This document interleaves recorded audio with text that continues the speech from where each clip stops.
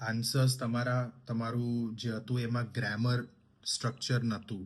Okay, so we have to discuss that right નાઉ.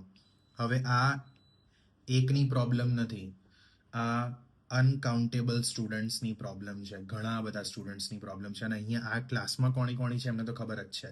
તમે લોકો જ્યારે તમારો સેગમેન્ટ રેકોર્ડ કરીને મોકલો છો તો હું એના રિપ્લાયમાં જેટલી બી ગ્રામર એરર્સ હોય છે એ કાઢીને તમને આપું છું ઘણી વખતે ઇંગ્લિશની, રાઈટ? તમને ખબર છે કે હું તમારી વાત કરું છું. તો એ કેમ કરું છું?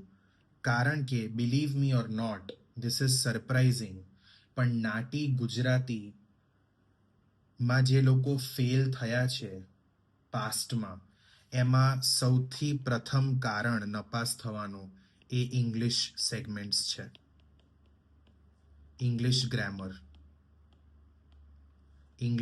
ગ્રામર અને સ્ટ્રક્ચર. તો નાટી ગુજરાતીમાં ગુજરાતી કરતાં વધારે ઇંગ્લિશના લીધે લોકો ફેલ થાય છે.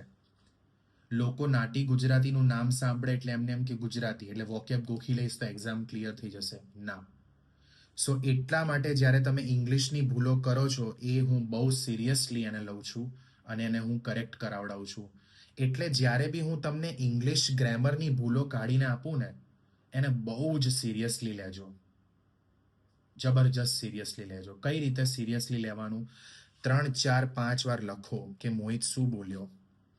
મોહિત એવું બોલ્યો કે ભાઈ આઈ હેવ કમ હિયર બોલવાનું, આઈ હેવ કેમ હિયર નહીં બોલવાનું. આ 5 વાર લખવાનું અને બોલીને મોકલવાનું કે મોહિત આવું આવે, આવું ના આવે. આ થાક લાગશે આમાં, પણ કરજો. બીકોઝ આ જ કારણથી મોટા ભાગે સ્ટુડન્ટ્સ ફેલ થયેલા છે પાસ્ટમાં. બધા નહીં, મેજોરિટી. Clear?